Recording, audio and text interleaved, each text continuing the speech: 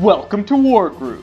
In this episode, we're going to go over some important settings that you might not realize right away, but will make your game so much better. To access settings from any game, merely open this menu here and click on Mission, and then click on Options. There are a lot of options to choose from, but let's go over the ones that are most important and most useful for beginner players.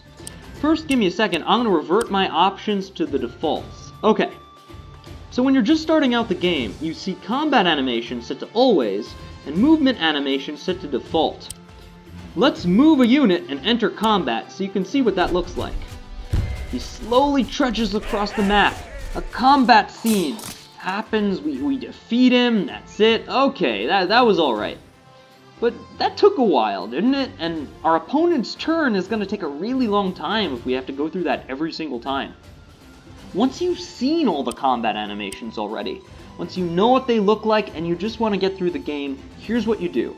Go to Options and set combat animation to never. Set movement animation to always fast.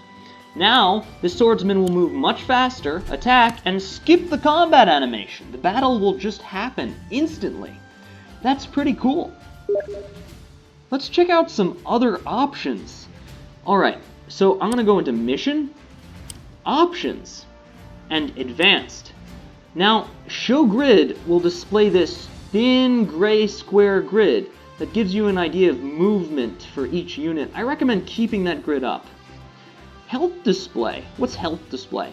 Well, right now, I have it set to health bars, so you see this like Pokemon-style health bar on each unit that's been damaged. But if you want, and just for cosmetic reasons, there's no other reason to do this, you can set it from health bars to number badges. And it'll give you a number approximation of each unit's health. Like, for example, Mercy is at 57. That rounds to about 60%, so I get a 6. The soldiers got a 7 to approximate their health, which is 66. It's really just an estimate. I, however, am very fond of the health bars, so I'm going to go ahead and change that back, but it's really up to you. Now, Show Damage Range. That's usually off by default. If I attack this unit with Mercia, it says I'm going to do 77% damage. Let's do it! Wait, that did a lot more than 77% damage. What's going on here? That did 78%. Well, Show Damage Range will explain. So let's go to Missions, Option, Advanced, Show Damage Range. There's actually a random range of damage you could deal, and if you don't have that box checked, it's just going to suggest the average damage you might deal, but you might do more, you might do less. By turning on Show Damage Range, you get the minimum and maximum damage you're going to deal. You can see here, now that I have it checked, I know that at worst I'll do 65%, but at best I could do 75%. That's way more useful.